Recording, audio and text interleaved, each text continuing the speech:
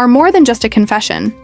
They are an open door into a crime that has shaken American politics to its core.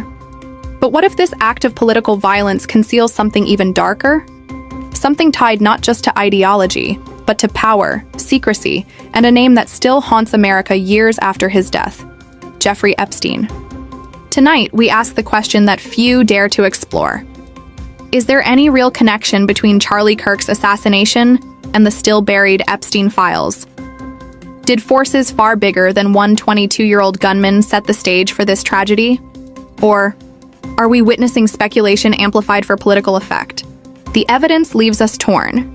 A note, text messages, and a rifle wrapped in a towel.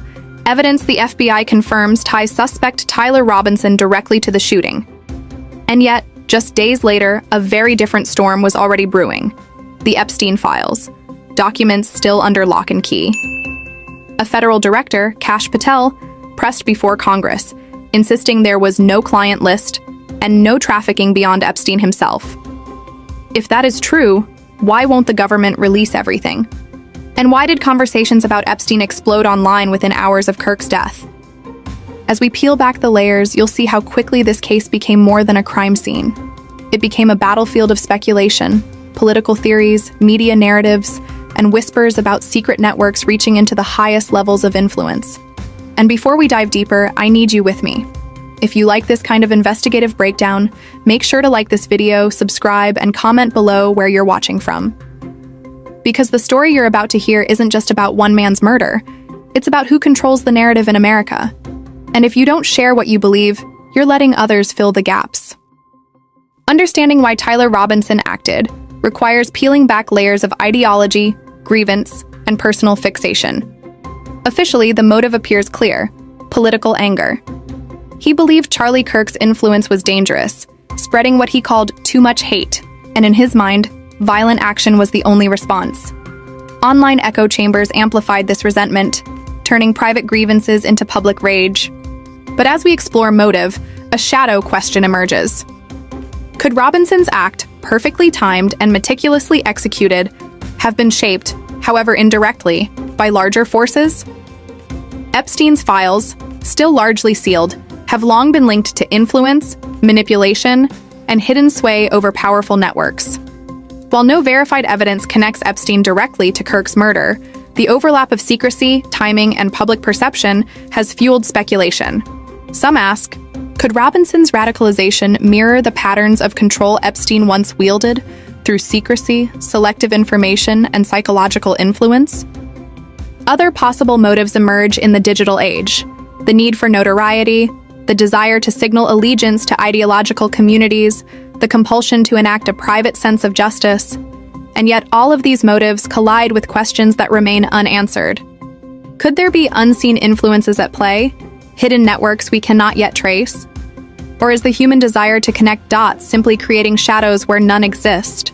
The lingering questions are what keep this case alive in public imagination. What if more Epstein files were released? Would they reveal connections we cannot yet see? Could the intersections of radicalization, secrecy, and public violence indicate a pattern that stretches beyond Utah? Or are we being seduced by coincidence, imagining design where there is only chaos? And so we are left with uncertainty. Robinson's motives are partially understood, but the broader narrative, entwined with whispers of Epstein's lingering influence, refuses to settle.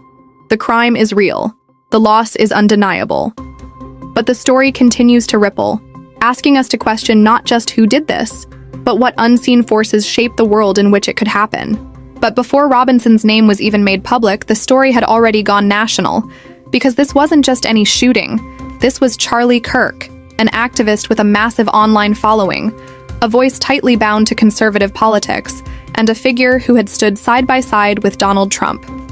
Within hours, Trump himself was calling it what many feared, an assassination. And yet, as images of Kirk's final moments spread across social media, another narrative began to unfold. In corners of the internet, the discussion veered away from the rooftop, the rifle, and the suspect. Instead, people began asking, who really benefits from Kirk's silence? Was his death about more than politics? That's when Epstein's name started trending. To some, the timing felt uncanny. The same week, Congress was pressing the FBI for Epstein-related files. Kirk, who had publicly questioned government secrecy in the past, was gunned down in a public space. Officially, no link was established. But in the aftermath of trauma, suspicion filled the void. Was this a lone wolf, or the first domino in a story much bigger than Utah, much bigger than Turning Point USA, much bigger than Robinson himself? And here's the haunting truth. Once Epstein's shadow entered the conversation, the narrative of Kirk's death could never again be contained to the crime scene alone. The case against Tyler Robinson didn't take long to build. Investigators weren't dealing with a phantom. They were dealing with a trail of evidence so layered that each piece seemed to confirm the next. First, the forensic evidence. A bolt-action rifle found wrapped in a towel and discarded in a nearby field. On it, DNA that matched Robinson. A screwdriver used to manipulate rooftop access points, also carrying his genetic trace. Ballistic analysis confirmed what everyone inside the auditorium already knew. This was the weapon that ended Charlie Kirk's life. But forensic proof was just the surface. There was also the symbolic evidence, psychological breadcrumbs left behind, bullets engraved with phrases, words carved with intent, as if Robinson wanted his act to be more than a killing. He wanted it to be a statement. Then there was the handwritten note, tucked under a roommate's keyboard. I had the opportunity to take out Charlie Kirk. I'm going to take it. Not rage written in the moment, but the calm of premeditation. And then came the digital trail. Text messages sent in the hours leading up to the murder. Discord chats where Robinson openly confessed to the shooting, pleaded with his roommate to stay silent, even mapped out drop points for the weapon. Surveillance footage tied him to the area. GPS data placed him at the rooftop vantage. It wasn't just one form of proof. It was a chorus of confirmations. On paper, it seemed airtight. But airtight doesn't mean complete. Because just as law enforcement lined up each piece of evidence, the Epstein question began to creep in. Why? Because the bullet inscriptions, the handwritten note, and even the online confessions were quickly circulated on forums that also discuss Epstein's sealed files.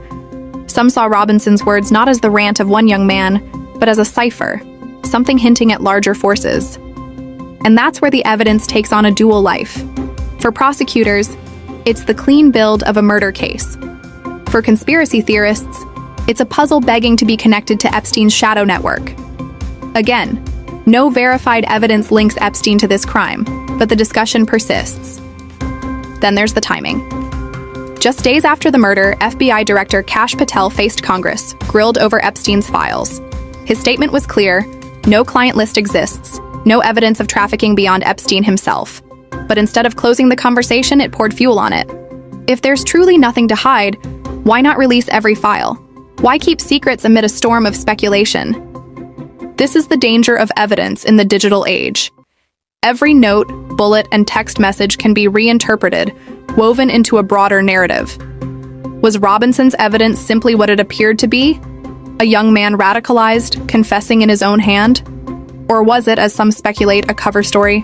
Too neat, too convenient, arriving just as Epstein's shadow returned to the headlines? And so the evidence does more than build a case. It builds a crossroads. One road leads to the courtroom, where Robinson will stand trial. The other leads to the shadows, where Epstein's name, still sealed in files, refuses to die. September 10th, 2025. A Tuesday night at Utah Valley University in Orem, Utah. The campus was buzzing as Charlie Kirk, founder of Turning Point USA, took the stage on his American Comeback Tour. Hundreds gathered inside the auditorium. Cameras rolled, phones lit up the crowd. And then, one shot. A single crack from a bolt-action rifle, fired from a rooftop. The bullet struck Kirk as he spoke, dropping him before stunned onlookers. Panic tore through the auditorium. Screams, people scrambling for exits, students pressing against walls, unsure if more shots would follow. Police rushed in within minutes.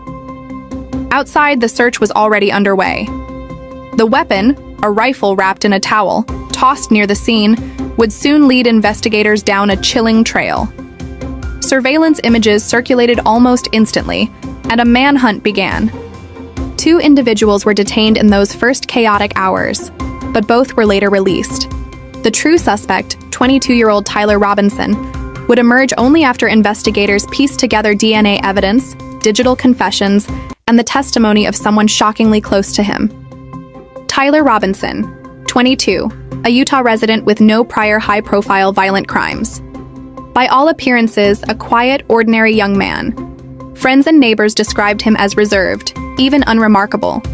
But behind the surface lay a mind increasingly consumed by political obsession and radicalized ideas.